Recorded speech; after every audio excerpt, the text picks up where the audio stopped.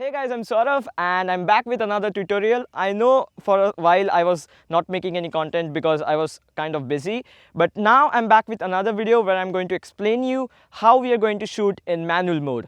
So basically in our camera we have some automated modes as well, but in manual mode what happens is we get the creative control. When you're using the automated modes like the auto mode or aperture priority or shutter priority, sometimes what happens is you're limited by the camera. So when you're using a manual mode, you can show your creativity, okay? So what is there in manual mode is we are kind of controlling three main settings here. One is going to be your aperture, the second is going to be your shutter speed, and the third is going to be your ISO. Now, I have made two separate videos on aperture and shutter speed. I will link both the videos in the description below. Now, talking about ISO, like for this video, just understand this thing is when you're going to increase your ISO, the image is just going to get brighter, and when you're going to decrease your ISO, the image is going to get darker. But that's not the point. If you're increasing your ISO up after a certain extent, the image quality is going to degrade because it will kind of introduce some grain. So if you're not understanding right now what exactly all these settings are, I recommend you to watch the videos about aperture and shutter speed and then continue watching this video. So the image can be divided into three types based on exposure. One is going to be an underexposed image, which is a darker image. One is going to be an overexposed image, which is going to be a brighter image. And one is going to be a perfectly exposed image, which we are going to shoot today. So what you see with your eyes is basically perfect exposure. That's it, right? So like there is a particular thing called as histogram. So in histogram, if your image is extremely to the left, then it's darker. If it's extremely to the right, then it's brighter. And if it's slightly in the middle, then it's going to be perfectly exposed, okay? So histogram basically contains a range of exposure which it can capture. So if you're within the range, then you're capturing the whole image and you're capturing each and every detail. So if you're going a bit out of the range, if you're going a bit out of the histogram, then you're losing details. Like sometimes you might shoot very bright image and that might overclip the highlights, or you might underexpose the image and the details in the shadows are lost. So basically we are going to try to be in the sweet spot of the histogram and to capture as much details of a particular image as possible. So now, to understand whether our image is lighter or darker or perfectly exposed, we're going to use something called as light meter, which is in our camera, okay? So many different camera producers like have a bit different orientation, but mostly there are three sides. One is a negative side, one is a positive side, and the center is going to be a zero. Now what negative side means is that your image is darker. What positive side means is your image is going to get brighter, and what zero means is a perfectly exposed image. So what we are going to do is we're going to try to adjust three different settings and try to be around zero, so we are getting a good exposed image, right?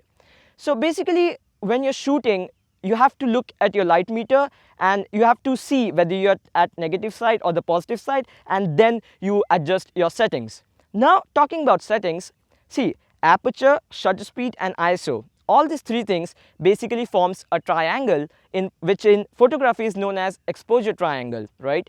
So when you're shooting, always remember that aperture or shutter speed or ISO, whatever it is, when you're increasing these three things, you're going to increase the brightness of the image. That is, you're going to move to the positive side of the light meter, right? And when you're going to decrease any one of them or all the three things at the same time, you're basically kind of making your image darker or moving to the negative side. So basically what you have to do is you have to remember these things, and then you have to try to bring your pointer around zero when you're shooting, right? So suppose now you're shooting a particular landscape image. So you set your aperture to around f8 or f10, and then you set your ISO according to the light. Like suppose now it's morning time, right? It's a very beautiful light. So when the light is good, then you set your ISO to 100 most of the times, and then you set your shutter speed according to the light meter. So suppose your shutter speed is too high and the image is darker, you increase your shutter speed and bring it to 0. So that is how you do. Now when you're shooting a particular image where you need your aperture to be constant, like suppose of f2.8, then also the same thing follows. You keep your ISO, you set your aperture, and then you adjust your shutter speed to bring it to 0. So this is one kind of situation. The other kind of situation might be, suppose like you want to freeze motion, so you increase your shutter speed, or you decrease your shutter speed rather, to a very faster shutter speed, and then you set your ISO according to the light, and then first you decide how much part of your image you want to be in focus. Suppose you want a little bit part of an image to be in focus, then you use a higher aperture. Suppose you want a whole image to be in focus, then you kind of use a lower aperture. So basically you have to decide what aperture and what shutter speed you have to use, and also the ISO. Now remember, when you're increasing the ISO, you have to be a bit thoughtful, a bit conscious, because increasing ISO is going to degrade your image quality, as I said before. Now for example, see, this image is shot at ISO 6400 and it contains a lot of grains, and this particular image is shot at ISO 100 and this is cleaner and much more sharper than before. So always remember, increasing our ISO will of course make the image brighter, but at the same time it's also going to introduce much more grains and going to make your image darker. Not darker, but your image quality lesser, right? So basically you have to keep in mind these three particular things, and then you have to try to be at 0, see your histogram so that you're not clipping any of the highlights or any of the shadows. That is, basically you're not going out of the range, right? So if you're in the range and if you're shooting at 0, you're always going to nail the exposure.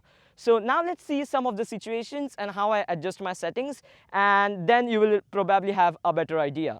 So now I'm shooting a scene, and first of all, when you're shooting a landscape, the very first thing that I'm keeping in mind is, since I want everything in focus, I'm going to set my aperture to like something about f8 or f10, and I'm going to keep the ISO at 100 because the light is very good, and then I'm going to adjust my shutter speed according to my light meter.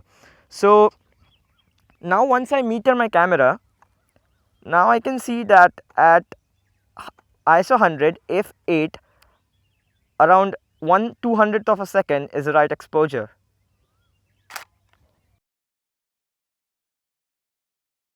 Yeah, so sometimes what happens is, there might be different situations where the highlights are very bright and the shadows are too dark.